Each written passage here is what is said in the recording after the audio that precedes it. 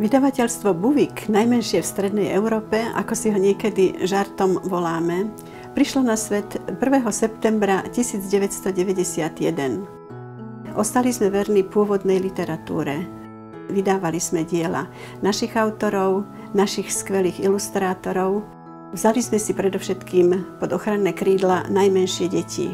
Tie, ktoré sa ešte len priúčajú materinskej reči, ktorým sa rozvezuje jazyček.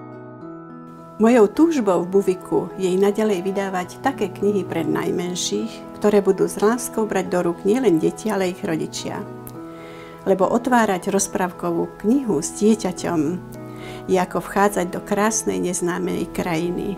Tá krajina sa volá detstvo. Chráňme ho, lebo je veľmi krátke.